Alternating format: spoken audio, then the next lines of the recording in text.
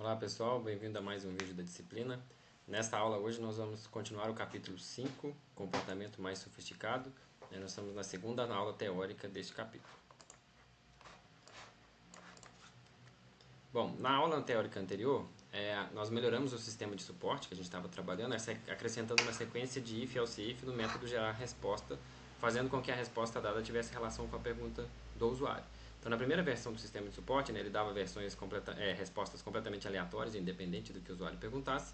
Agora, pelo menos, a resposta teria alguma coisa a ver com alguma palavra digitada pelo usuário, e a gente fez isso com uma sequência de if, else, if. Então, se na pergunta do usuário tinha a palavra lento, aparecia uma resposta que tinha a ver com lentidão. Se a pergunta do usuário tivesse a palavra bug, aparecia alguma coisa relacionada a bug em sistema. Mas repare que essa forma que a gente fez, apesar dela ter funcionado, ela tem uma desvantagem importante que é a seguinte: se a gente quisesse agora melhorar o nosso sistema para que ele desse mais respostas, respostas para outras palavras, a gente teria que alterar o nosso código para acrescentar outras opções no if else e aí compilar o programa e gerar um programa de novo. Seria melhor se a gente conseguisse, na verdade, definir isso num arquivo. Então, imagine que eu tivesse um arquivo texto que eu fosse lá e colocasse, essa palavra tem essa palavra tem essa resposta, e o nosso programa tivesse como buscar esses dados do arquivo. Fazendo dessa forma, toda vez que a gente quisesse colocar uma palavra nova, bastaria a gente ir lá e acrescentar texto nesse arquivo, e aí subir o programa de novo, rodar o programa de novo que ele buscaria do arquivo. Nessa aula aqui hoje, nós não vamos mexer nessa parte de arquivo, tá? Então não faz parte do nosso escopo aqui trabalhar com a leitura de arquivo. Mas supondo que a gente tivesse essa leitura de arquivo disponível, o ponto aqui hoje é o seguinte: como é que eu faço para ter esses dados na memória? Para poder, a partir dessa palavra, achar a frase correspondente a essa palavra, sem ser numa sequência de if e else if. É isso que a gente vai ver nessa aula hoje. Então, a gente vai ver que a gente vai fazer isso usando a classe HashMap. Então, a gente vai conhecer um pouquinho os conceitos que envolvem essa classe e como ela pode ser útil em nossos sistemas. Mas antes de entrar em HashMap, eu vou falar de outra coisa, na verdade. Eu puxei o assunto só para fazer o link com a próxima aula, com a aula anterior. Mas primeiro nós vamos ver um pouquinho mais sobre a palavra import do Java. Bom, então nós vamos falar sobre pacotes em Java e a palavra-chave import. Nos exercícios da aula teórica anterior, você provavelmente usou essas linhas de código aí abaixo. Você precisava usar a classe ArrayList, precisava usar a classe Random, então você importou, colocou o comando import nesse formato: import java.util.arraylist, ponto e vírgula, certo? A gente já fez isso em outros exercícios também, coisas parecidas. Então a gente já usou o import antes, mas agora a gente vai entender um pouquinho mais sobre essa palavra de comando, essa palavra-chave. As classes da biblioteca de classe do Java, elas não ficam disponíveis automaticamente, como as outras classes do projeto. Você já reparou que se você cria uma classe, por exemplo, sei lá, eu crio uma classe carro, e aí eu crio uma outra classe no meu projeto, e quero nessa outra classe criar um objeto da classe carro, declarar uma variável da classe carro, a gente faz isso diretamente, sem precisar importar nada, certo? Então, as classes que estão na mesma pasta ali do mesmo projeto, elas estão disponíveis umas para as outras. Agora, nem todas as classes da biblioteca ficam disponíveis assim. Algumas a gente tem que informar para o compilador que a gente precisa delas. Esse é o exemplo, é o caso também da classe ArrayList. Esse processo é chamado de importação. Então, esse import ArrayList é a gente dizer para o compilador assim: compilador, importa para mim a classe ArrayList, eu quero usar a classe ArrayList aqui dentro dessa classe que eu estou implementando agora, certo? Então, o comando import ele tem esse formato: import nome qualificado da classe. Bom, mas o que é nome qualificado da classe? É isso que a gente vai ver agora. A biblioteca de classes do Java ela tem milhares de classes, certo? É uma parafernália de classes. E a gente precisa de alguma forma organizar essas classes para facilitar a utilização delas. Se fosse milhares de classes e todas dentro de um pacotão só, dentro de uma pasta só, seria um pouco confuso na hora de utilizar.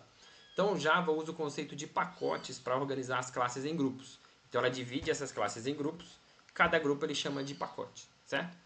Os pacotes podem ser aninhados, ou seja, eu posso ter um pacote dentro de outro pacote. Então eu posso ter um pacote, sei lá, que trata de coleções. E dentro desse pacote de coleções, o pacote que é de coleções específicas para alguma coisa. Se fosse um sistema nosso que a gente estivesse fazendo, imagina que é um sistema para uma locadora de veículos, eu posso ter um pacote da locadora, mas aí depois eu tenho um pacote para classes relacionadas a clientes, depois eu tenho outro pacote para classes relacionadas aos carros e por aí vai. As classes ArrayList e Random, por exemplo, elas fazem parte do pacote java.util. Então a gente pode ver essa informação na documentação das classes. Então se a gente for lá no Google e digitar Java, Doc, ArrayList, e aí uma das primeiras coisas que a gente vai achar lá é a ajuda do Java, a documentação do Java para a classe. Então aqui, por exemplo, eu estou aqui na documentação do Java, está carregando aqui da ArrayList, isso. Aqui em cima, ó, ele mostra que a classe ArrayList pertence ao pacote java.util. Então, se você precisar saber qual pacote uma classe pertence, é só você procurar na documentação, né, do Java. E para isso, basta ir lá no Google e digitar Java, espaço doc, espaço nome da classe.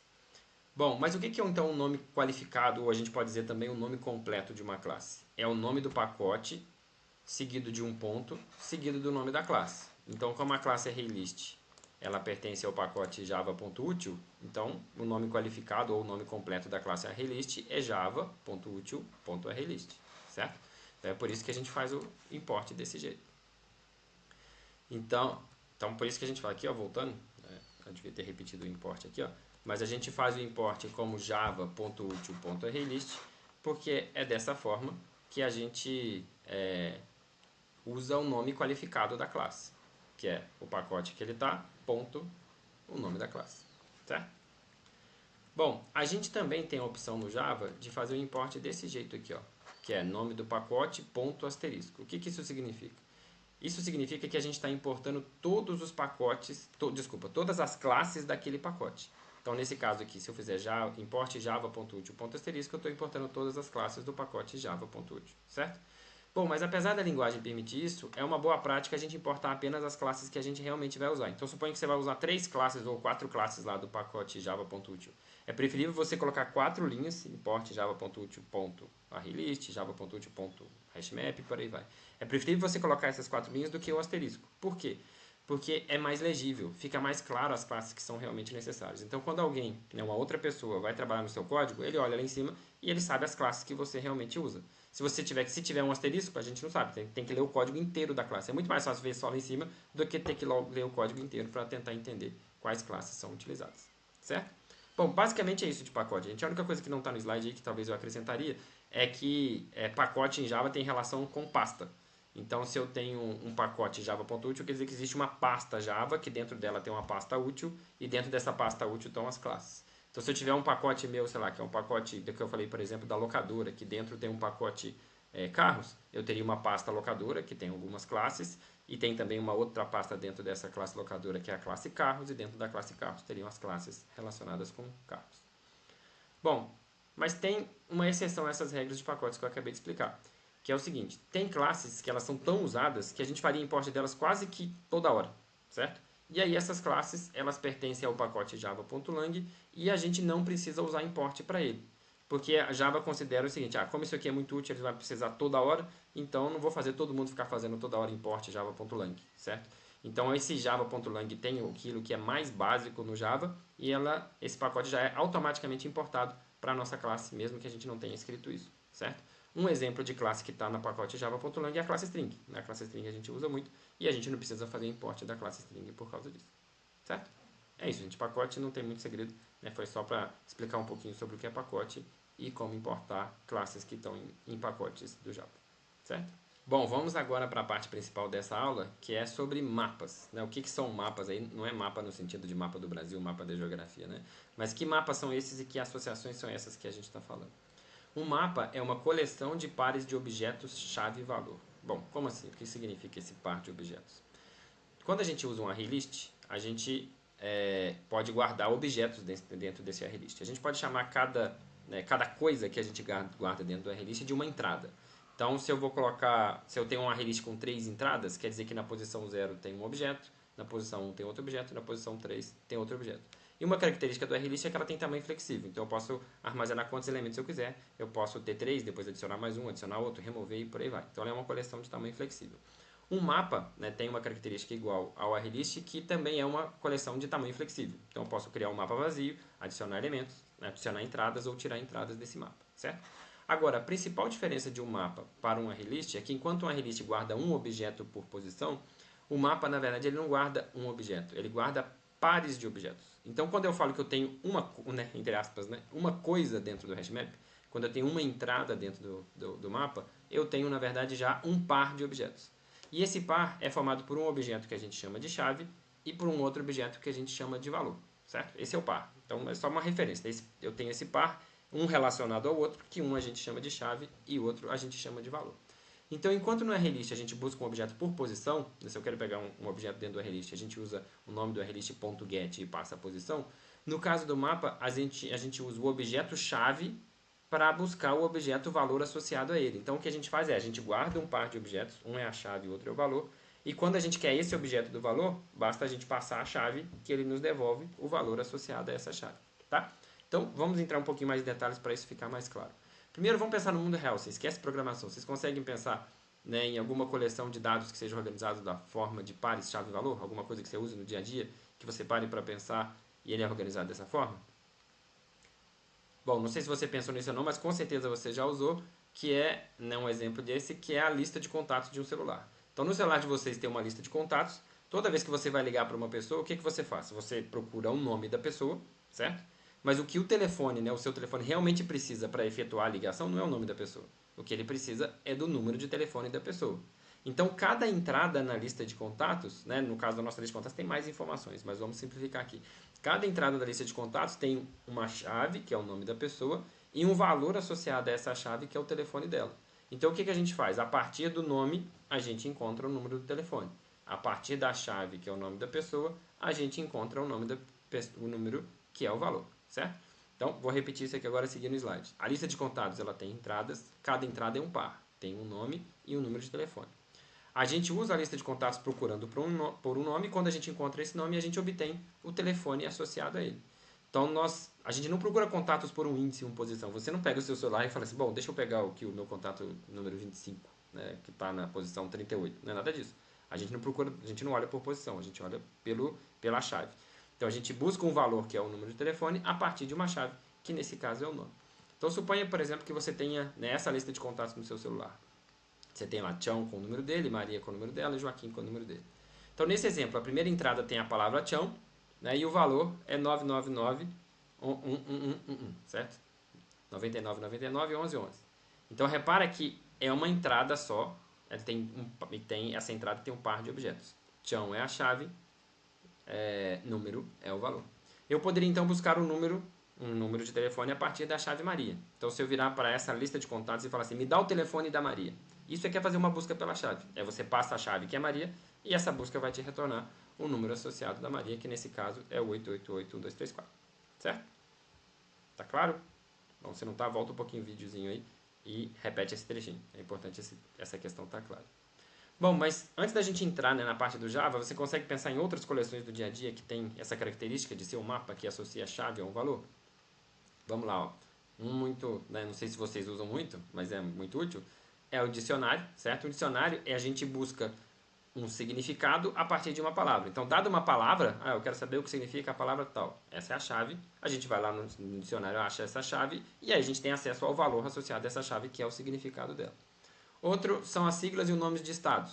Né? Quem é a chave e quem é o valor aí? A partir de uma sigla, a gente sabe o estado. Então, às vezes você vai preencher um cadastro na internet e lá pergunta, né, seu endereço e tal. Aí no estado você escolhe lá numa lista uma sigla, mas o que efetivamente vai ser guardado no sistema é o estado associado àquela sigla. Então, a sigla seria a chave e o nome do estado seria o valor. E uma coisa mais próxima do nosso dia a dia aqui, no SIG aqui da UFLA, tem uma coleção de alunos e lá, né, provavelmente tem uma estrutura dessa de mapa onde eu consigo obter um aluno a partir da sua matrícula. Então, a matrícula do aluno é a chave. Então, eu tenho uma parte do sistema que eu vou olhar só, me dá o aluno com essa matrícula.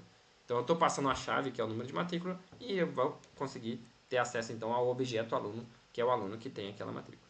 Certo? Então, repare que nesse caso aqui, eu estou associando, né, já entrando um pouquinho em código, eu estou associando o inteiro, que é a matrícula, a um objeto aluno associado a esse inteiro, que é a matrícula.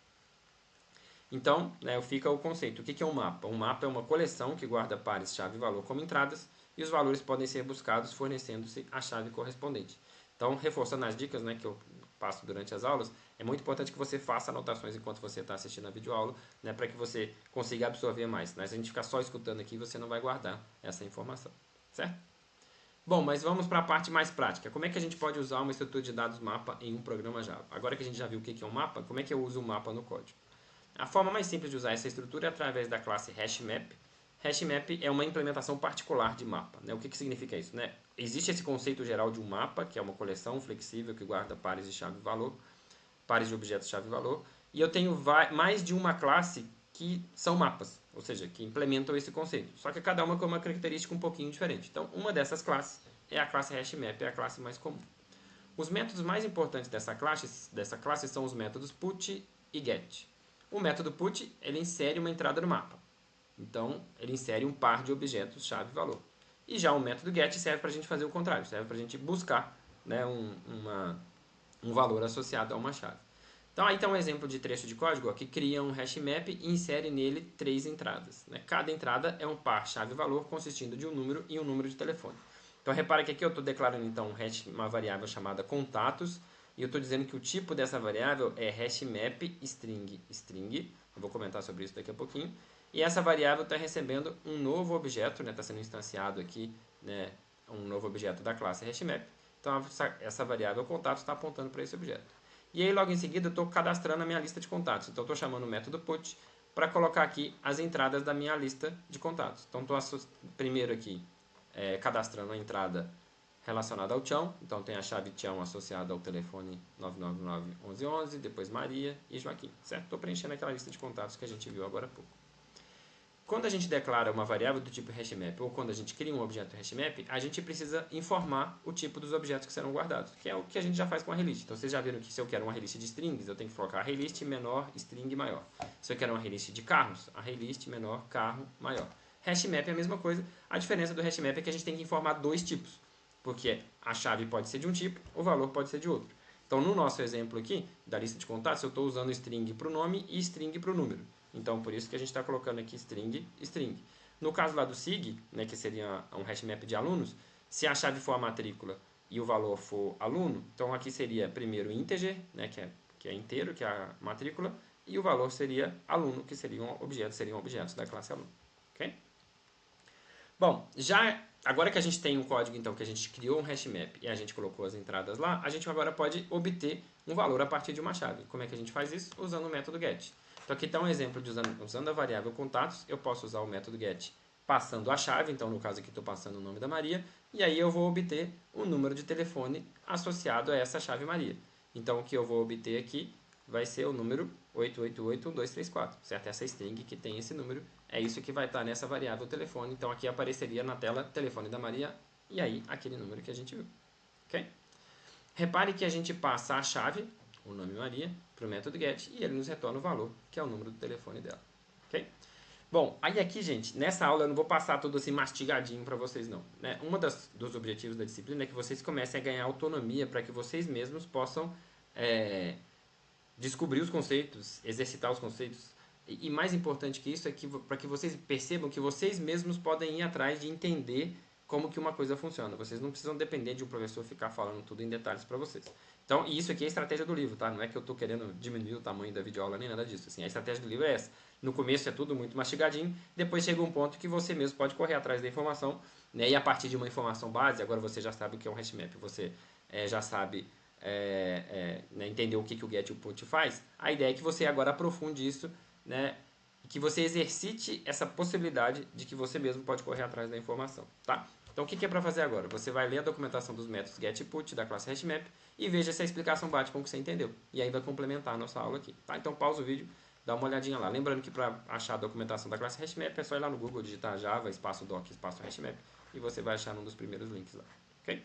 Depois que você ver, você volta aqui. Bom, agora é o exercício, né, para entrega. O exercício para entrega é o seguinte, você vai criar no BlueJ um projeto chamado Contatos Hashmap. Então você vai lá, projeto, novo projeto, e dá esse nome. E aí você vai criar lá dentro desse projeto uma classe chamada Contatos e usar um hashmap para implementar uma lista de contatos similar à que a gente viu aqui, certo? Lembre-se que você vai precisar importar, né, a classe hashmap usando java.util.hashmap. Nessa classe você vai implementar dois métodos, né, além do atributo do construtor. Você vai implementar um método cadastrar número, para colocar entradas na lista de contatos, e um método buscar número que você passa o nome e vai retornar o número dessa pessoa, certo? Você vai usar então os métodos get e put igual a gente viu. Então, vai lá, cria esse projeto no BlueJ, faz essa implementação, né? E muito importante, gente, faça o teste. Teste lá no BlueJ que a sua classe está funcionando corretamente, ok?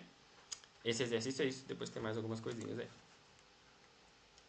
Eu sugiro que você faça agora e depois volte para continuar vendo o vídeo.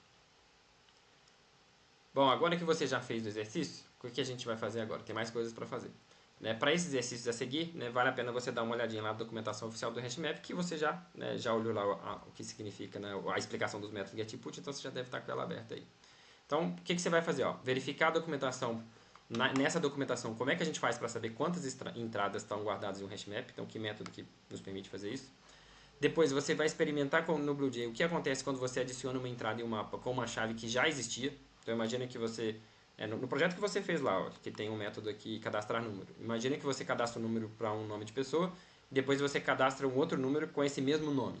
E aí, o que acontece nos dados? Repare que você tem que cadastrar e buscar os dados para ver, né, o que é o resultado disso. Depois você vai experimentar o que acontece se você adicionar duas entradas em um mapa com o mesmo valor, mas com chaves diferentes. Então o que acontece se você tentar aqui, ó, na hora do cadastrar número, você usa dois nomes diferentes, mas passa o mesmo número. E aí? Depois você tenta buscar essas informações. O que acontece? Existe diferença entre um caso e outro? Colocar duas vezes a mesma chave ou duas vezes o mesmo valor? Depois você vai procurar um método na documentação que verifica se uma chave existe em um mapa, né, e escrever um trechozinho de código para testar isso lá no editor de código do BlueJ. Depois você vai experimentar para o BlueJ o que acontece quando você tenta procurar um valor e a chave fornecida não existe no mapa. Então imagina que você cadastrou aqui, ó, cadastrou lá vários números, mas na hora de buscar número você passa um nome que não é o nome que está na lista de contatos. E aí, o que vai retornar? E por fim, né, o sexto exercício aqui, né, verifique lá como é que a gente pode imprimir todas as chaves que estão armazenadas em um hashmap. Então seria, como é que você consegue fazer um método lá na sua lista de contatos que mostra o nome de todo mundo que tem lá na lista de contatos, certo? Esse é o exercício.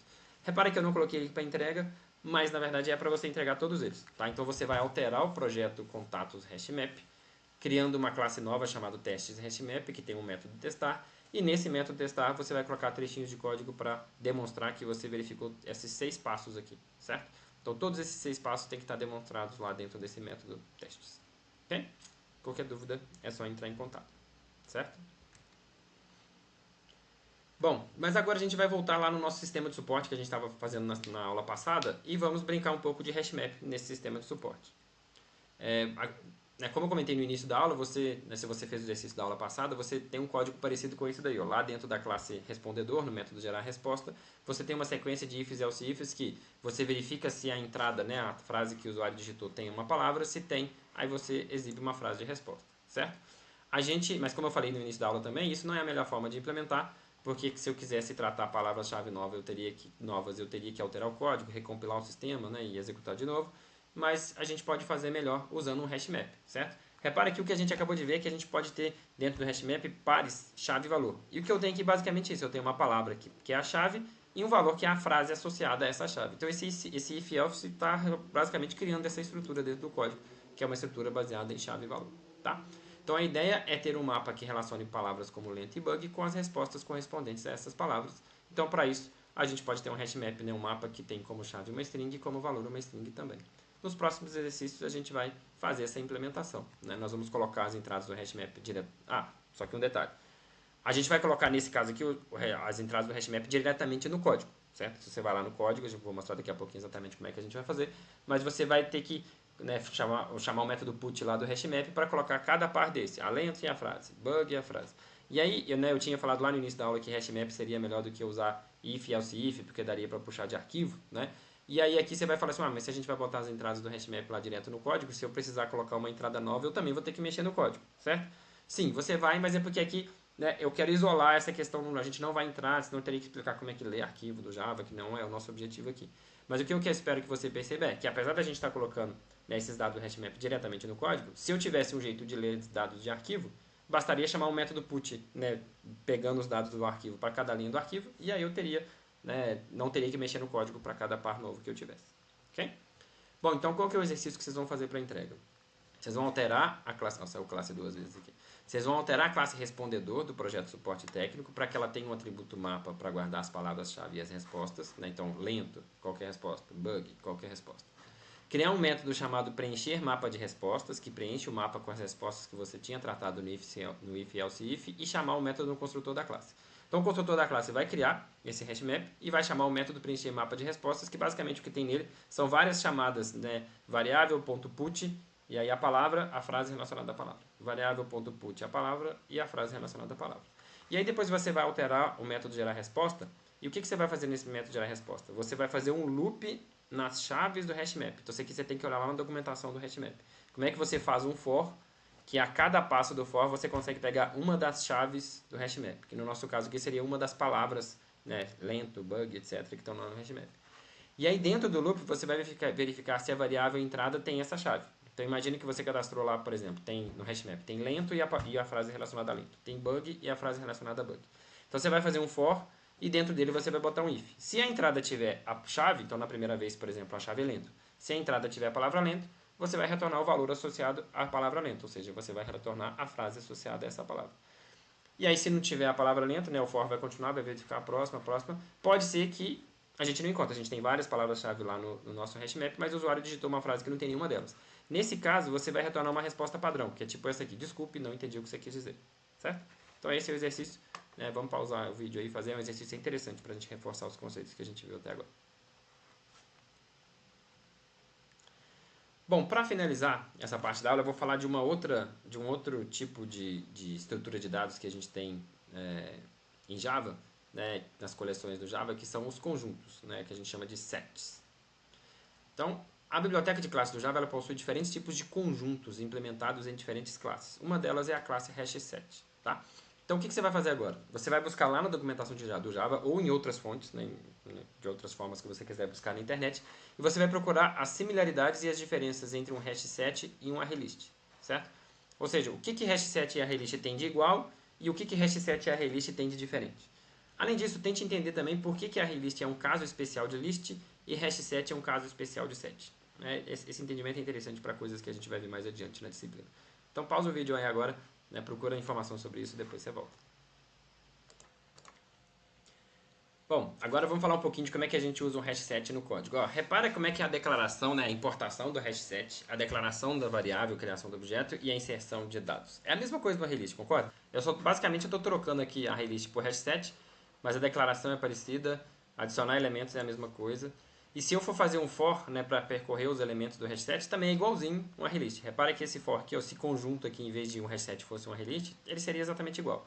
Então aqui no caso eu estou usando um for each, né? Então para cada elemento do tipo string que está nesse conjunto, faz alguma coisa com o elemento. Então a cada passo eu estou, nessa variável elemento, está apontando para um dos elementos que está nesse conjunto. Se o meu conjunto for um conjunto de carros, por exemplo, né, aqui seria carro e para cada passada, né, a variável estaria apontando para um carro desse meu conjunto. Tá?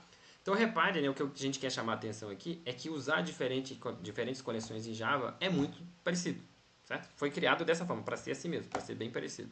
Então se você entender como é que usa uma coleção, você provavelmente vai conseguir usar as outras com facilidade, porque a forma de uso é bem parecida. A diferença entre elas está nos comportamentos, ou seja, o que exatamente elas fazem ou como elas tratam os dados. Tá? Então uma lista, por exemplo, ela mantém a ordem dos elementos. Então se você insere elemento na posição 1, na posição 2, na posição 3, né, se você não remover ninguém, eles vão continuar lá nessas posições. A lista também, né, no caso do arraylist, permite acesso aos elementos por posição. Então você pode, me dá o elemento da posição 0, me dá o elemento da posição 3 e por aí vai. E ela permite elementos repetidos. Então num arraylist de string, a mesma string pode aparecer várias vezes. Num arraylist de carros, o mesmo carro pode aparecer várias vezes no arraylist, certo? Já um conjunto, como você deve ter visto, né, no exercício anterior, primeiro, ele não mantém a ordem dos elementos, tá? Então eu já vou até comentar o que está aqui embaixo aqui. Como ele não mantém a ordem dos elementos, se você faz um for each, né, para percorrer o conjunto, a ordem que ele vai percorrer no for each não vai ser necessariamente a mesma ordem que você inseriu.